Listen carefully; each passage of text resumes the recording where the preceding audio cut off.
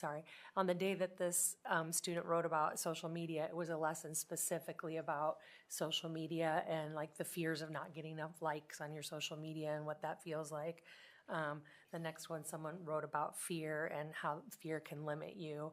That was a lesson about your emotions and how your emotions drive you. And the next one was about goal setting. So every lesson kind of has its own little direction that it's taking. A lot of the lessons are broken up into 2 parts. Our advisory is about 40 minutes long. So the lessons, the videos are the same. They're about 4 to 7 minutes. And so that's with a 40-minute period, we'll usually put the 2 parts together into one 40-minute thing. Here's a thing to me about SEL, is that you don't always know, is my opinion, I guess, but you don't always know exactly when they've learned it. Whereas with history or math, you know when they learned it because they can take a test and then they learn it. SEL, they can say the right things, but I don't think we know they've learned it until they've put that into practice. And that may be when they're 25. You know, it's are we planting the seeds for the ideas? Are we teaching them about responsible decision making? Yes. Are we planting those seeds? Is their prefrontal cortex developed enough to be able to do that yet? Who knows? But are we planting those seeds? Are we putting that information there? Are we role modeling? Are we practicing? And that's the SEL piece, especially at the high school, because the seeds are being planted. I mean, it's starting, pre-K all the way through, and then middle school and high school happen, and so we just have to keep working through that. But again, like Val said, it's different as the kids are getting older and the teachers are, they have to be really content driven because there's a lot happening. So some of the teacher feedback that we got, I don't remember which slide that's on. I've gotten ahead of myself. Okay, some of the teacher feedback, I didn't pull a lot. We do have some staff that are really, really doing a great job. It's hard work. They have to really dig out conversation with kids that maybe would rather be on their phones. So they're really working hard at this, but some teachers are really digging in and having great conversations with kids, and they appreciate that. They agree. They always agree that it's great things to talk about and great skills for kids to learn. So that's kind of where we're at. It's very discussion oriented, and so it's a trick to see when kids want to, or how to get kids to open up about things that can be a little sensitive. A lot of teachers are using a lot of different strategies to make that happen. So, and I think our hopes are that as we continue to implement curriculum like this, that we will build the culture of that classroom community to where they will be more comfortable opening up in discussions. I think right now it's our first year. There's still a lot of getting used to, like, the videos. We know by the feedback, those seeds are being planted. Whether or not the buy-in is 100% there, not quite yet, but we're working towards it. And again, I think it's really just us focusing on that classroom communities and those relationships between students and teachers. So, yeah. So the next slide is the next steps that we are doing this slide. With our next steps, we're exploring different measures. Our counselors are working really hard at unpacking all of these standards in the curriculum, determining what are the next data collection steps that we need. We'll start conversations around interventions. So how do we then build onto this into like a tier 2 if we need to intervene with skills of students.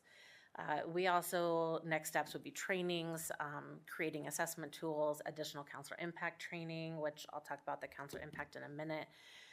Just really how our counselors can be the driving force and the experts of this work and keep it moving forward is kind of the goal there. We also have, staff meetings, making sure our teachers are prepared to teach this, and we'll continue the new staff orientation, and we'll also continue to evaluate the effectiveness of the SEL curriculum and how we're doing with that. I think one of the things is even Fly 5, all the way to Can Do You and In Control, they're continuously building as well. So for example, with Can Do You and In Control, we first rolled this out with the videos. Since then, he has created, data measurement tools and implementation guides. And so we're just getting our hands on those and how we can utilize the tools and the resources that are now supplemental to the curriculum. And then Last thing would be, the last piece we had on our presentation was how this curriculum adoption has really fed into other opportunities. One of those being Jeff Becker from In Control SEL and Can Do You created a counselor impact training. Now, it's not related directly to the curriculum, but it is a training that we did. Every school counselor in the district went through about how to use data and how to really make the most impact, and it gave them the tools and the resources on how to drive this SEL work. So like I said, part of our next steps is continue to build their knowledge and their capacity to do all this. And then if we want to show the video, two of my stars up here, so Ashley and Rachel talked about just kind of the impact it had on them going through that training and how it kind of led. I'll let the video talk. I feel definitely more empowered after the counselor impact training. I feel more confident. I just feel like this has been a program that I've been really excited about, because not only is it made to empower students, but it's been made to empower me as a counselor. My biggest takeaway was getting that data to support the visions that we as school counselors have for our students as well as for our teachers to be successful. And also another biggest takeaway was to allow ourselves the confidence to do what we know is best for all kids. Okay. So the last slide is just yours. If you really want to go home and read more about it or see sample videos, there's links to all of that, the websites. We could have dove in a lot deeper, but we really just wanted to kind of give you the overview and talk about how it's going. So with that, any questions for any of us here at the table? Just a quick comment since Mary's here. The board begrudgingly accepted your retirement a while ago, but we want to thank you for years and years of dedication and service to those students and parents and your colleagues over at Marshtown High School. So thank you very much. I will add also years and years of knowledge and expertise and mentorship to all the other counselors in the district. Yes, thanks. I'm on the countdown. Those seniors graduated. Is there anything you need to say to wrap up? Okay, we're good. Thanks. Well, thank you very much.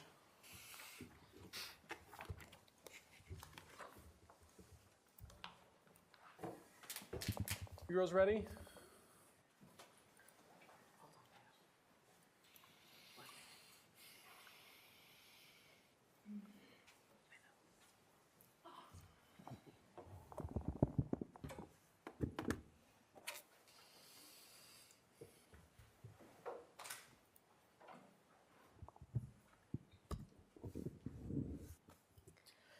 Okay, so to start our school board report, we wanted to kind of recognize our XLP students at the MHS who completed in the National History Day Historic Highways District Contest. And that was, I believe, last Wednesday, March 27th, at the Central College in Pella. And so all of them won awards, and 5 of the 7 student entries qualified for the state championship. So it was quite the accomplishment. And then this upcoming 24th, we're going to be doing our NHS induction ceremony. So getting ready to introduce all of our new NHS members. And that's going to be at the MHS auditorium at 5:30. I was already beat to it, but this is about Esmeralda and her winnings. Very proud of her. Very happy for her as well. As you know, the regional contest is April 4th in Des Moines. So I wanted to share something. So I'm not sure if you guys know, but I am part of the CNA course in the partnership between MCC and high school, which is new this year, being at the high school. And we're going to have like an open house almost during our class until It'll start at 10:30 a.m. And to show appreciation to the donors that donated, like the dummies that we practice on, and also to show our pride to the class. That's Wednesday, right? Yep. And there will be food and snacks. Welcome to come. Is it at 9:30 or 10:30? 10:30. Is that, okay, I thought it said 9:30 on the flyer. Let me double check. You had 9:30 as well? Oh yeah, it goes from 9:30 till 10:30. 9:30 to 10:30, okay. No, that's okay, thank you. I know, yeah, snacks will be gone. Snacks will be gone, Liz. And we'll be wearing our scrubs, so. Oh. Thank you. Thank you. Thank you. Got it. Again, Randy? We talked about this 17 times. Well, this is like what, 5 meetings in a row? I took a break off from the last meeting. Okay. So. Oh.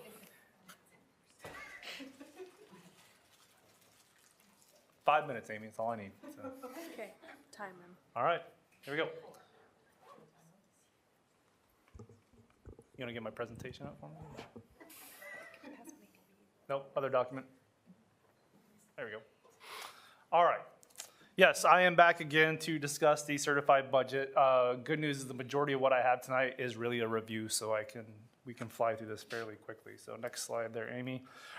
A couple highlights and kind of lowlights, I guess, as far as the budget for next year. Main takeaways, SSA was finally set last week at 2.5%, so we were able to have a clearer picture somewhat of what the budget next year will look like. We are no change in what has been shared previously, so we are looking at a tax rate decrease heading into next year of $1.24, so from $15.99 to $14.75. Voted PEPAL, as you know, passed on March 5th, so we'll be able to double that levy starting in FY26, so a year from now. So that vote passed in March will not take effect this upcoming fiscal year, but will take effect the following fiscal year, but we will be able to do that without raising the overall tax rate still. Our financial metrics continue to measure healthy and above policy recommendations. Couple of, I guess, negatives there. Legislation, the long-term impacts of House File 2612 are still going to be unknown. That's the bill related to the AEA reform as well as the increase in teacher pay. While some positives and negatives within that bill, we don't know what the long-term impacts yet are of that bill. Also, hasn't been talked about much this year, obviously with the AEA bill, but there's still that voucher legislation from last year, and we're still waiting to see what the trends are with regards to that legislation and what kind of long-term impacts that's going to have on the district and our financials as well. Next slide.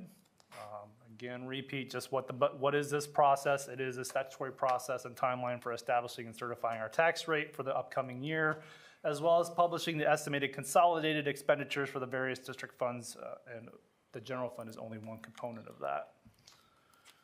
Next slide. Again, as we've discussed previously, two primary drivers for our certified budget. The main one being the certified enrollment as well as the SSA. SSA, as you recall, I just said, has been set by the legislature for next year at 2.5%. We did see a decrease in certified enrollment last October. So between those two, we're seeing an increase of $191 per student. So our regular program cost for next year will be $78.32. Next slide, that's just recapping the certified enrollment that's been shared with you previously. Next slide. Aid and levy, as I've mentioned before, there's the school finance formula has over 400 lines of formula that helps determine what our tax rate is for the district. Of those 400 lines, we have control over those 7 that you see on the screen there. Due to the impacts of the ESSER dollars that we received the last several years, we are not able to do a cash reserve levy. So that is part of the reasoning why we're able to do some of the things that we're doing, such as the voted PEPAL, without having to raise the overall tax rate because we're maxed out on the cash reserve. Next couple slides, just a quick review of the tax rates and how they're a function of the district's taxable valuation of property. As you recall, we are a district with a lower valuation per student, so therefore we'll have higher tax rates as a district with higher property tax values. That's basically due to the operation of the foundation formula and how it impacts district tax rates. Next slide, you can see how our valuations have steadily increased over the last several years. I know those numbers are hard to read unless you're going to zoom in at like 500%.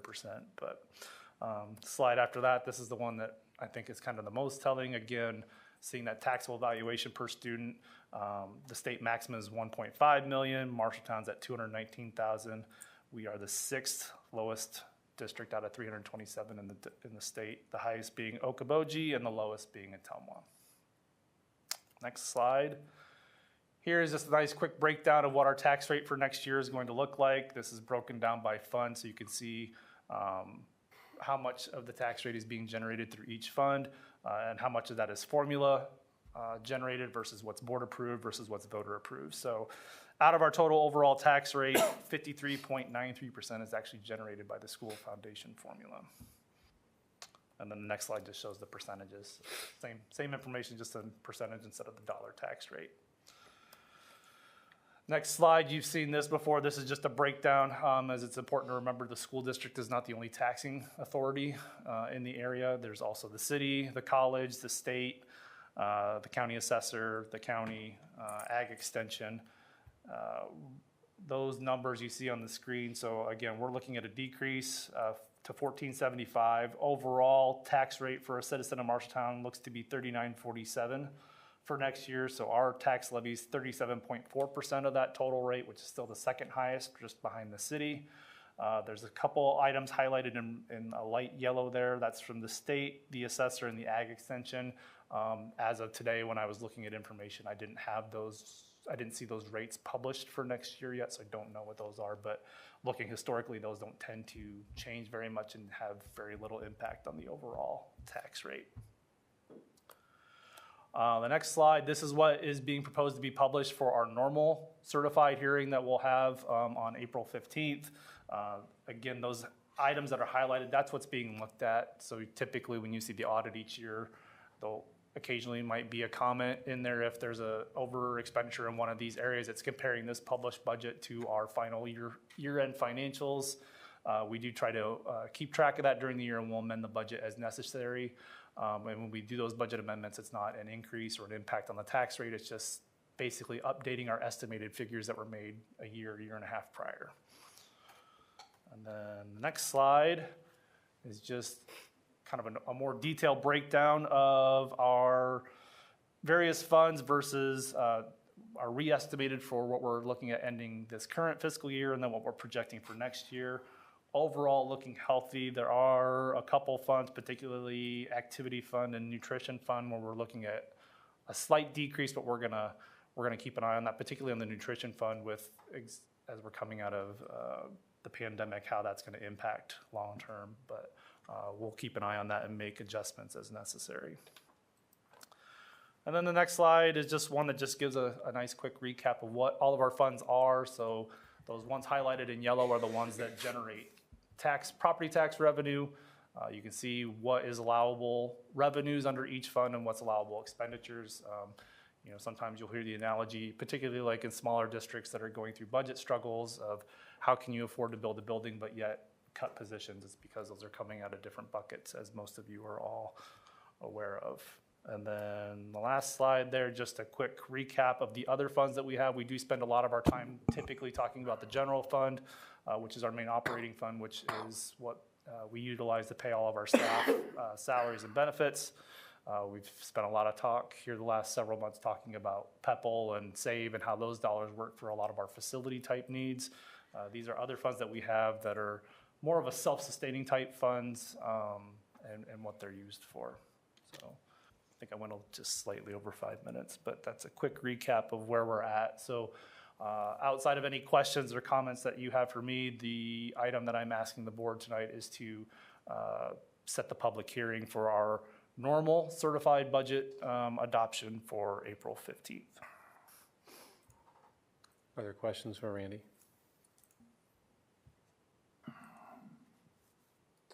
If not, is there a motion to set a public hearing for Monday, April 15, 2024 at 5 p.m. and direct the publication of the estimated budget in compliance with Iowa Code? So moved. Second. Wall Faltus? See, I'm good when I'm looking, but if I'm just trying to figure it out, I'm not so good. All in favor, say aye. Aye. Opposed, say no. Motion carries 6-0.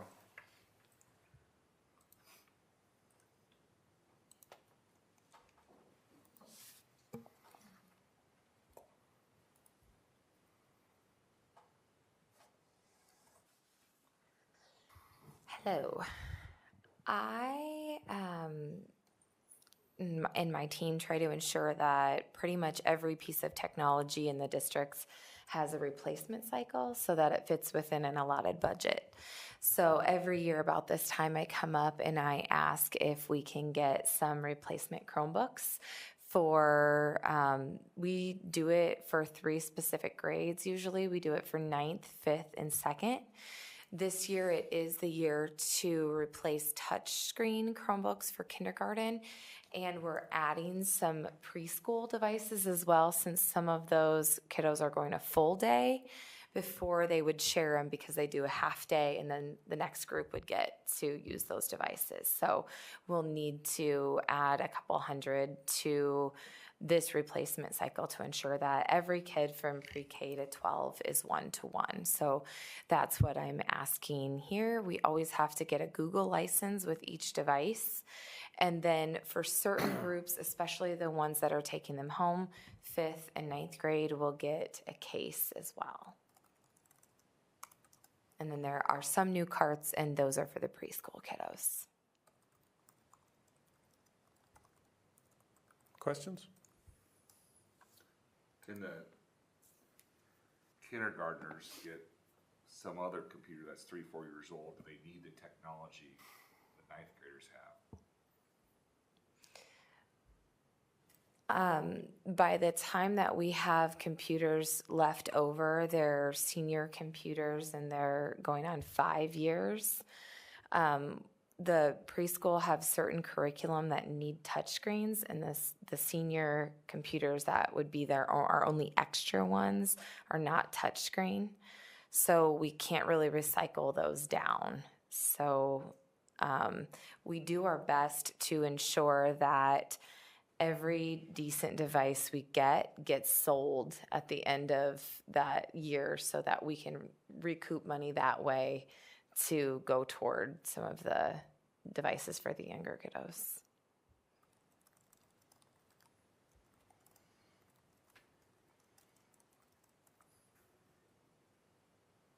Any other questions? Not, is there a motion to approve the request for proposal as presented? Second. Wise Hernandez? All in favor, say aye. Aye. Opposed, say no.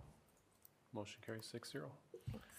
And I assume you'll be back soon, Amy, asking us to approve the purchase of all of these Chromebooks. Yes, that's right. This is actually, I was trying to be fast, Sean. Yes, this is a request for proposals. So as soon as we get those proposals in, we'll evaluate them, and then I'll come back to ask you to buy them. Thanks. Yep. Yeah, the next item, we have a contract amendment with FEH Design to amend by the amount of $19,500 divided 3 ways between FEH, Clevenger, and Larson Engineering, not to be confused with Larson Construction, for the purpose of further defining the specs and bids to be able to go out to quote for procurement of kitchen equipment in order to fully renovate the Orpheum kitchen.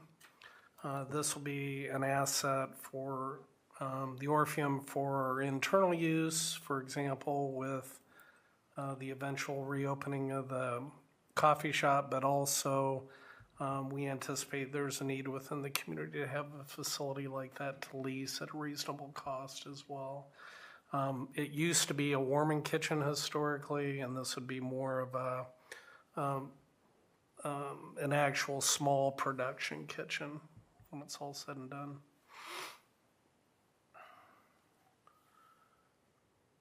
Other questions?